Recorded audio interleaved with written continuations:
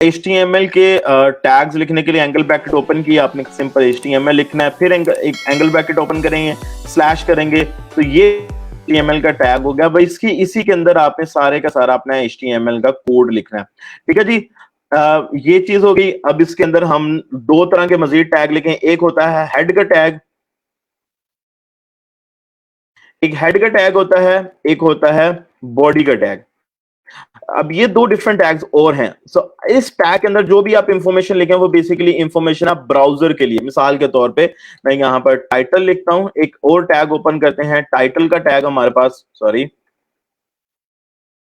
और इस टाइटल के टैग पे लिख देते हैं जी लेसन नंबर 1। सो ये बेसिकली आपका जो भी डॉक्यूमेंट होगा ना, इस hello.html, ये उसके टाइटल का मैंने यहाँ पर टैग लगा दिया, उसका ये टाइटल डिस्क्राइब हो जाएगा। मैं यहाँ पर इसको सेव करते हैं, सेव करने के बाद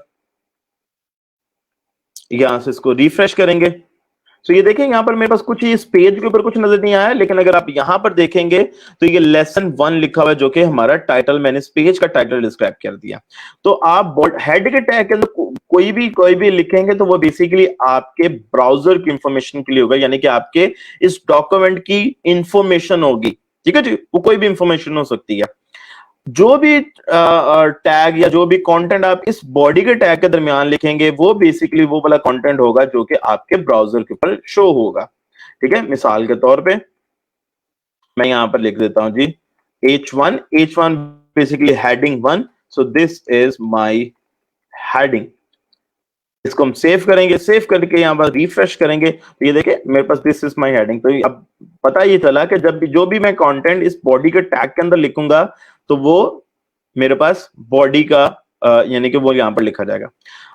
ठीक है जी, यहां तक क्लियर है सबको, समझ आ गया जी? ये हमारा हो गया, हमने बॉडी का। अच्छा, अब दो तरह के टैग्स यूज होते हैं पूरी HTML के अंदर, उसको हम बोलते हैं, अब देखिए जैसे मैंने लिखा ना, तो यहाँ पर अपनी कोई असाइनमेंट भी बना लिया, there are two kinds of tags in HTML। ठीक है, अब मैं इसको सेव कर लेता हूं, तो ये मेरा there are two kinds of tags in HTML। सबसे पहले मैं लिखता हूं जी एच ये हेडिंग 1 है, ये 6 तक जाती हैं हेडिंग्स। ये जो मैं सबलाइन टेक्स्ट यूज करता हूँ उसका यूज करने का फायदा सबसे ये है कि ये ऑटो कंप्लीट कर देता है। लेकिन अगर आपको HTML नहीं सीख रहे हैं तो इसको आप यूज ना करें, ताकि आप एक एक चीज खुद लिखें तो आपको ज्यादा आइडिया हो जाएगा कि इस पे काम किस तरह करते हैं। सो एक होता है जी पेयर टैग, और एक होता है जी अनपेयर टैग।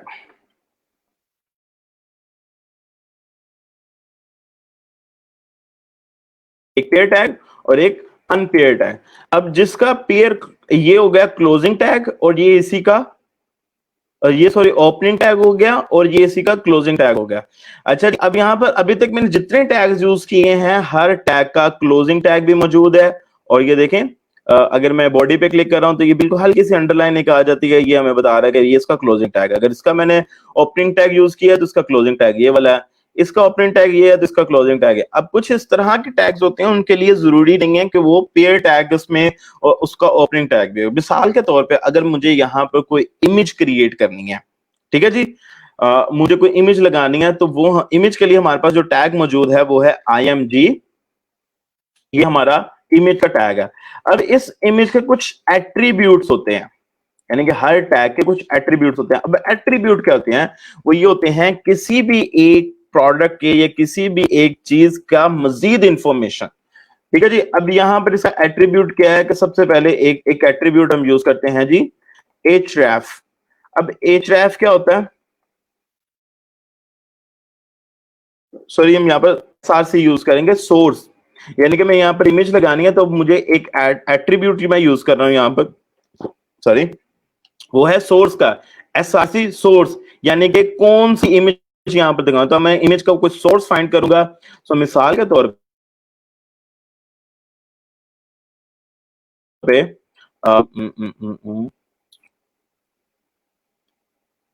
भाई,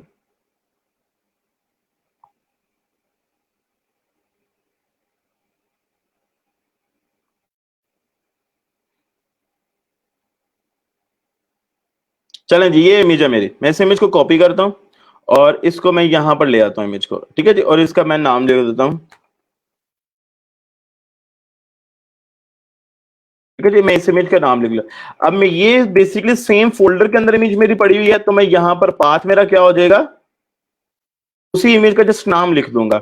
अगर ये वाली इमेज कहीं और पड़ी होती है, किसी वेबसाइट के ऊपर होती है, तो उसका प्रॉपर पाथ जो है ना वो इस इमेज का, वो यहां पर लिखने की जरूरत है मुझे। अब इसको मैं सेव कर दूंगा, सेव करने के बाद यहाँ पर रिफ्रेश करूंगा तो वो देखें आप, वो मेरी इमेज जो है ना वो यहाँ पर आ गई है। क्लियर है? ठीक है जी। अब इसके हम इमेज के टैग के मजीद एट्रीब्यूट्स हो सकते हैं। मिसाल के तौर पे मैं विड्थ का एट्रीब्यूट यूज कर सकता हूं, तो मैं कहे या आप जी 250 पिक्सल्स होनी चाहिए इसकी विड्थ जो है। इसको रिफ्रेश करेंगे तो ये 250 जितनी भी आपके स्क्रीन का साइज होगा उसके 250 पिक्सल जो है ना वो आपकी स्क्रीन आ जाएगी यहाँ पर। क्लियर है? यहां तक सबको क्लियर है? सो ये बेसिकली आपके पास एक इमेज का टैग आ गया, ये अनपेयर टैग की एग्जांपल आ गई, और ये आपके एक पेयर टैग एग्जांपल आ गई। क्लियर है? अब यहां पर मुझे अगर कोई पैराग्राफ लिखना है तो पैराग्राफ ये HTML के अंदर p टैग का हमें जिक्र किया जाता है। सो दिस इज,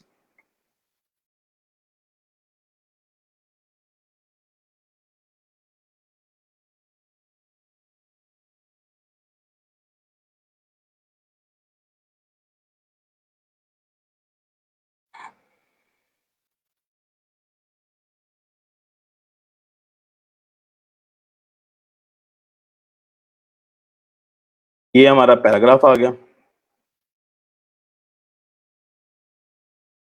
ठीक है जी, यहाँ सेव करते हैं, रिफ्रेश करेंगे तो ये बेसिकली हमारा पैराग्राफ आ गया। समझ आ गया?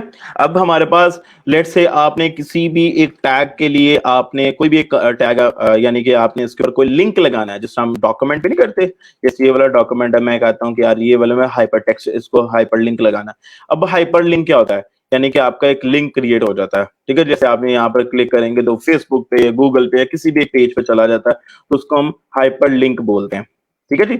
सो लेट से अगर मुझे हाइपरलिंक यहां पर लगाना है तो उसके लिए HTML के अंदर टैग है एंकर टैग। कौन सा टैग है जी? Anchor tag. अब मैं चाहता हूं कि मैं इस टेक्स्ट के ऊपर एंकर टैग लगाना, तो मैं इस टेक्स्ट के अराउंड एंकर टैग ओपन करूंगा। लेट से ओपनिंग टैग ए, इसको क्लोज कर दूंगा, और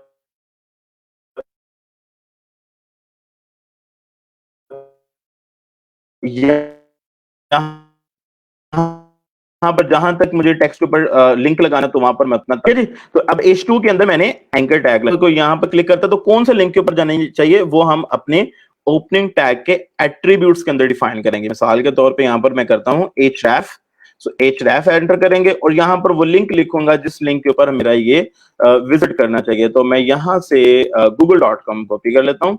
सो google.com का जो मैं लिंक है यहाँ पर पेस्ट कर देता हूँ। ठीक है जी। तो अब जब भी मैं इस पेयर पेयर टैग पे क्लिक करूंगा तो वो google.com के पेज पे मुझे ले जाएगा। सेव करते हैं, सेव करने के बाद यहां से रिफ्रेश करते हैं तो ये देखें लाइन चेंज हो गया, टेक्स्ट का कलर चेंज हो गया, और जब भी इसके ऊपर मैं क्लिक करूंगा तो वो मुझे इस गूगल के पेज को भी ये देखें ले गया। ठीक है, यहां तक किसी का कोई क्वेश्चन? खत्म कर देते हैं जी।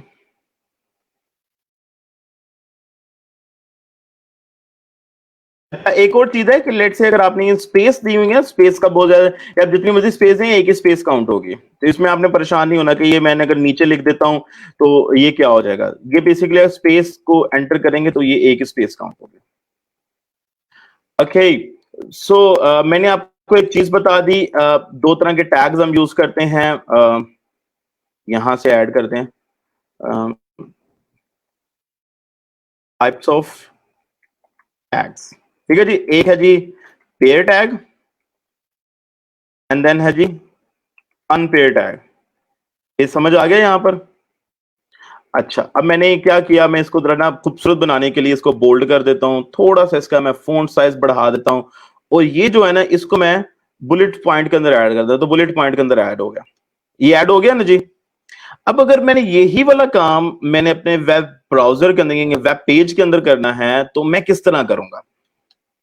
बड़ी आसान सी बात है, वो ये है कि सबसे पहले मैंने यहां पर एक लिखा जी, सबसे पहले टाइप्स ऑफ टैग,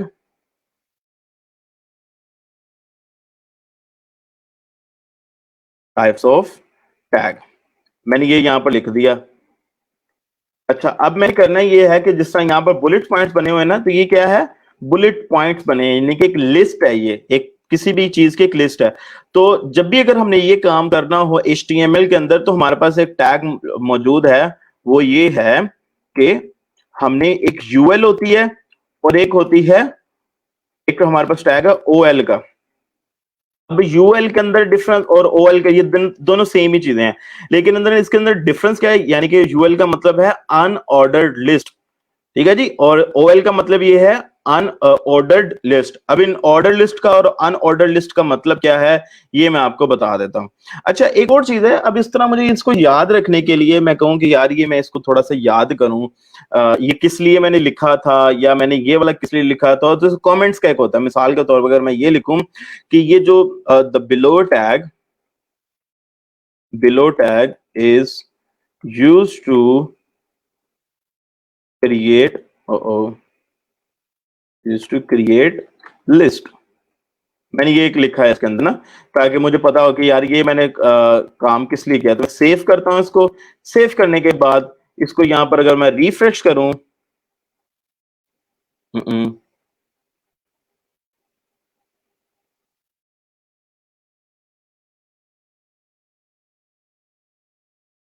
ओके, मैं जस्ट उस पेज को ओपन विद दोबारा करता हूं, जी, ये मेरा पेज है, इसको ओपन विद गूगल करते हैं, राइट।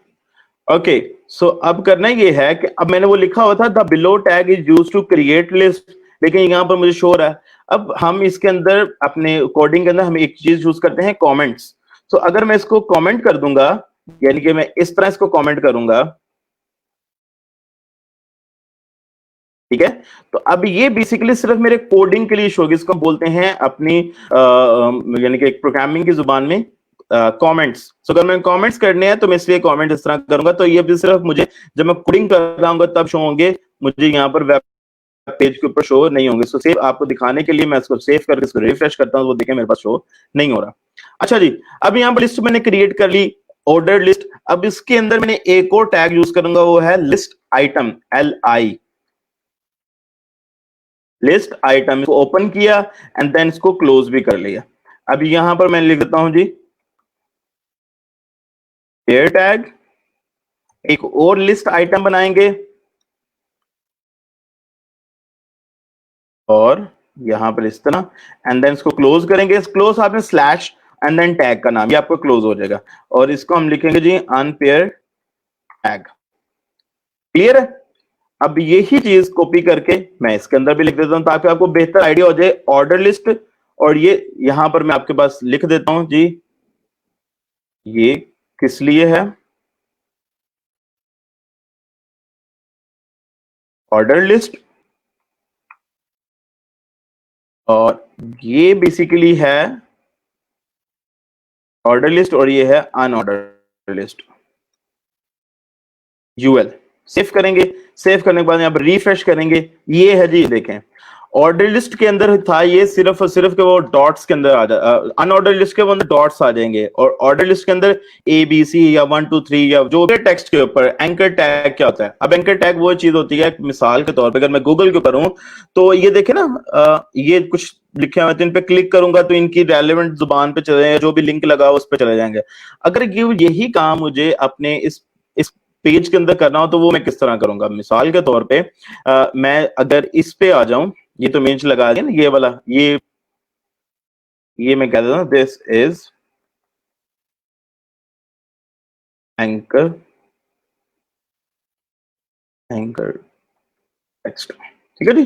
तो ये हमारा एक एंकर टेक्स्ट। अब यहाँ पर करते ये हैं कि एंकर टेक्स्ट के लिए जो हमारा पास जो कह लें कि टैग मौजूद है, वो है ए का टैग, उसको हम एंकर टेक्स्ट बोलते हैं, यानी कि एंकर ए ओपन किया और इसको क्लोज कर दिया, और जहां तक हमने वो लिंक क्रिएट करना है वहां तक हम जाएंगे और वहां पे जाके हम इसको क्लोज कर देंगे, ठीक है जी। अब ये तो हमने क्लोज कर दिया, अब हमने टैग को साथ साथ ये भी बताना है कि भाई जब भी तुम इस टेक्स्ट के ऊपर क्लिक करोगे तो तुम क्या, मतलब क्या चीज परफॉर्म होना चाहिए, यानी किस पेज पे ऊपर जाना चाहिए। तो उसके लिए हमारे पास यहाँ पर एट्रीब्यूट्स अवेलेबल है। अब एट्रीब्यूट्स यहाँ पर मैंने सबसे पहले एक एट्रीब्यूट लगाना है href का, जो कि href का जो एट्रीब्यूट है, यानी कि हाइपर रेफरेंस ये एट्रीब्यूट करता ये है, ये वो लिंक डिफाइन करता है जिस पे यानी कि यहां पर क्लिक करने के बाद मैं उस लिंक पे विजिट करूं, तो मैं यहां पर कर देता हूं जी facebook.com। ठीक है जी, मैं facebook.com पे आ गया और इसको सेव करेंगे। सेव करने के बाद यहां पर इसको रिफ्रेश करेंगे। ये देखें, ये हमारे पास एक टेक्स्ट बन गया। इस टेक्स्ट पे मैं जब भी क्लिक करूंगा तो मैं facebook.com पे चला जाऊंगा। ठीक है, ये वाला facebook.com। मैं इसको दोबारा से यहां पर आता हूं और ये लें जी, सेव करेंगे इसको। सेव करने के बाद okay, so where we are here, देखें रिफ्रेश करेंगे। अब मैं इस पे क्लिक करूंगा तो वो फेसबुक के ऊपर चला गया। देखें फेसबुक के ऊपर आ गया, समझ में आ गया। अच्छा, अब एक और एट्रीब्यूट इसके अंदर हम यूज करते हैं, वो है जी ब्लैंक का एट्रीब्यूट। सॉरी, वो एट्रीब्यूट है टारगेट का एट्रीब्यूट, उसे हम बोलते हैं टारगेट। Target blank. अभी टारगेट ब्लैंक क्या करेगा, इसको रिफ्रेश करते हैं और मैं इस पे क्लिक करता हूं तो वो न्यू टैब के अंदर चला जाएगा। पहले हुआ ये था कि जब मैंने इस पे क्लिक किया था तो इसी पेज के ऊपर ओपन हो गया था, इसी टैब के ऊपर ओपन हो गया था। अब अगर मैंने इसका टारगेट ब्लैंक कर दिया है, यानी कि ये अब जब भी मैं इस पे क्लिक करूंगा तो वो न्यू पेज के ऊपर जाके ओपन होगा। ठीक है, समझ में आ गया। एंकर टैग आपको, इसके अलावा और बहुत सब आपने ये टैग किस तरह याद करने हैं, ये टैग किस तरह काम करते हैं। एक और चीज बड़ी वाज़ेह मुझे यहाँ पर बतानी है कि ये टैग काम किस तरह करते हैं। दो तरीकों से ये काम करते हैं, दो तरह के। एक तो मैंने आपको टाइप्स बता दी ना, किस्में बता दी कि टैग्स की कौन कौन सी किस तरह होती हैं, किस्में होती हैं। और एक और चीज होती है how tag works, how tag works. ठीक है जी, इसको हम H1 के अंदर डिफाइन करते हैं। H1, ये H1 के अंदर में डिफाइन कर दिया। और सबसे पहला जो है वो हम इस ऑर्डर लिस्ट को दोबारा ले आते हैं, यानी कि हम यहाँ पर एक ऑर्डर लिस्ट क्रिएट कर लेते हैं जी, और इसके अंदर एक LI क्रिएट कर लेते हैं। ठीक है जी, ये हमारी ऑर्डर लिस्ट। और सबसे पहला जो काम करते हैं वो ये है हाउ टैग वर्क्स।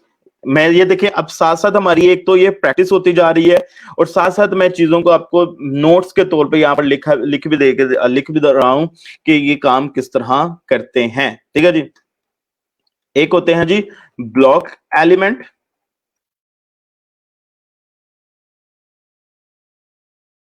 और एक होते हैं जी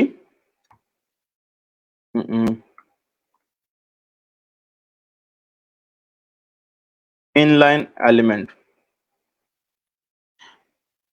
अच्छा, ये ब्लॉक एलिमेंट्स और इनलाइन एलिमेंट्स में क्या फर्क होता है? अच्छा जी, एक होते हैं ब्लॉक लाइन एलिमेंट्स और एक होते हैं इनलाइन एलिमेंट्स। अच्छा, ब्लॉक लाइन एलिमेंट्स में और इनलाइन एलिमेंट्स में क्या फर्क है, मैं अभी आपको बताता हूं। इसको बताने से पहले मैं आपको एक और चीज दिखाता हूं। यहां पर मैंने क्या किया था, एक H2 यूज किया था। H2 के अंदर मैंने एक एंकर टैग लगाया और उस एंकर टैग के अंदर मैं मजीद इसके अंदर कुछ टेक्स्ट लिखता हूं।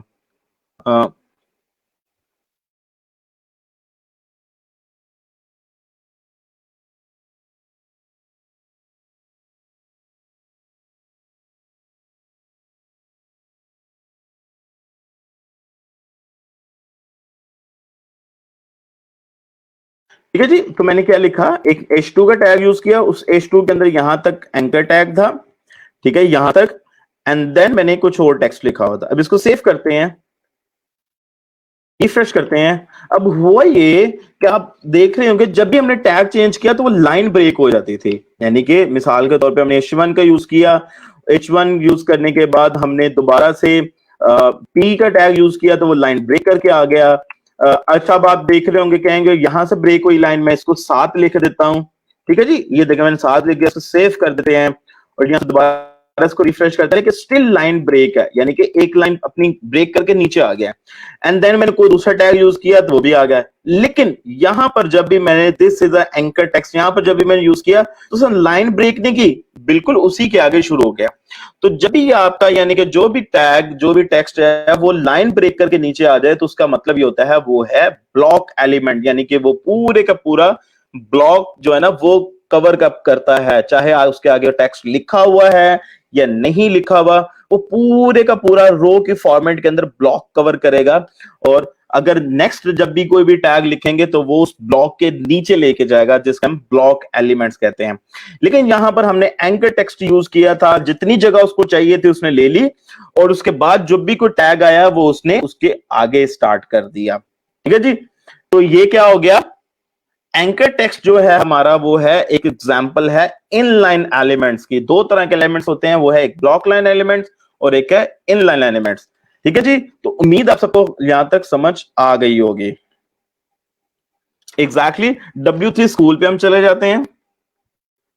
W3 स्कूल्स आपको जो बिगनर्स हैं उनको बड़ी हेल्प करेगा कि आपने करना है किस तरह काम है, वो आपको छोटी छोटी चीजें बड़ी आसानी से दिखा देगा। अब आपने W3 स्कूल्स पे आए, आपने सबसे पहले जो ट्यूटोरियल है वो HTML CSS का है, आपने लर्न HTML पे क्लिक करना है, एंड देन आपको यहां पर इसका इंट्रोडक्शन है, बेसिक है, एलिमेंट्स क्या होते हैं, एट्रीब्यूट्स क्या होते हैं, हेडिंग्स क्या होती हैं। अभी मैं हेडिंग्स पे क्लिक करूंगा तो मुझे बता देगा ये 4-5 हेडिंग्स होती हैं। ट्राई इट योरसेल्फ पे क्लिक करेंगे तो आपको पता चल जाएगा कि आपने इसको खुद से ट्राई किस तरह करना है, यानी कि वो सारा काम जो हमने यहां पर किया है। तो लेट्स से मैं ये सारी चीजें यहां से कॉपी करके यहां पर पेस्ट कर दूं और इसको यहां से रन करूं तो वो सारी चीजें देखें मुझे यहां पर दिखा रहा है। अब आपने यहां से एक और चीज नोटिस करनी है, वो ये है कि मैंने इमेज का टैग यूज किया था, मैंने ग्रेजुएट लिखा था। चूंकि ये मैं वेब के ऊपर काम कर रहा हूं तो उसे graduates.php की फाइल नहीं मिली, जो .jpg की फाइल नहीं मिली, तो उसने उसको ब्रोकन फाइल के फॉर्मेट के अंदर ले लिया। अब मैं यहां से कोई ऑनलाइन इमेज की फाइल लिख लेते हैं, और इमेजेस के लिए मैंने आपको एक चीज बताई थी, यानी कि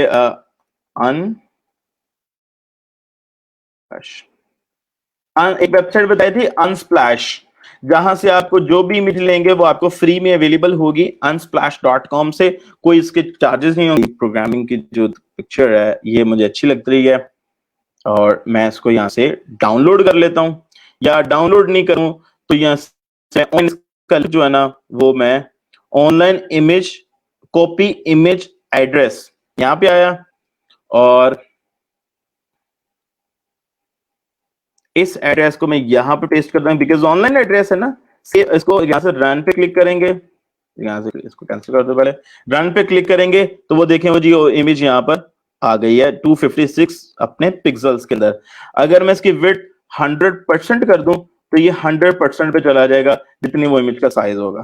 क्लियर है, समझ आ गया जी क्रिएट किस तरह करने हैं। ठीक है जी। तो HTML टेबल क्रिएट करने के लिए जो टैग हमारे पास मौजूद है वो टेबल का ही टैग है। टेबल का टैग हमने ओपन किया, उसको क्लोज भी कर दिया। अब इस टेबल के अंदर हमारा ये काम किस तरह करता है कि हमने वो एक एक रो और एक एक कॉलम वो दोनों के दोनों हमने डिफाइन करने होते हैं। मिसाल के तौर पे मैं यहाँ पर टेबल रो अगर मैं लेकर आता हूं टेबल रो, तो ये मैं टेबल रो क्रिएट कर रहा हूं। ठीक है जी। इसके अंदर मैं टीडी टेबल, इसके अंदर मैं एक और यूज करूंगा वो है टीडी। टीडी का मतलब होता है टेबल डेटा। सो लेट से मैं कह देता हूं जी SR एंड देन एक और आइटम टेबल रो की, और वो मैं कह देता हूं जी नेम, एंड देन यहां पर मैं कह देता हूं जी फोन नंबर। सेव कर लेते हैं जी। सेव करने के बाद यहां से इसको रिफ्रेश करेंगे तो वो देखिए जी एक एक रो मेरी क्रिएट होगी। अब मैं यहां पर सेकंड रो क्रिएट कर रहा हूं होगी, और इसको मैं कह देते तो जी सीरियल नंबर 1, नेम फैसल, और फोन नंबर एक रैंडम। रिफ्रेश किया तो देखिए अंडर द नेम मेरे पास ये टेबल बन गया। अच्छा जी, ये TR, ये वाला TR एक्स्ट्रा हो रहा है जी। Alright, here we are. Okay, समझ में आ गया, क्योंकि हमने एक एक रो के अंदर अपना डिफाइन किया। अब एक और चीज होती है जैसा मैंने यहां पर लिखा हुआ ना, ये serial number, name, phone number. तो ये देखें अगर मैं करूं ये कि जो पहले वाली मैं रो जो डिफाइन करूंगा उसमें मैं TH लिख दूं, यानी कि टेबल हेड, तो ये टेबल हेड कंसीडर होगा मेरा। ठीक है, इसको मैं TH कर दे रहा हूं, ये TH आ गया मेरा। ठीक है, सेव किया, रिफ्रेश करेंगे तो वो देखेंगे अभी ये कंसीडर हो गया टेबल हेड। समझ में आ गया जी? अब यहां पर मुझे कोई बॉर्डर लगाना है, तो मैं एक एट्रीब्यूट है बॉर्डर का,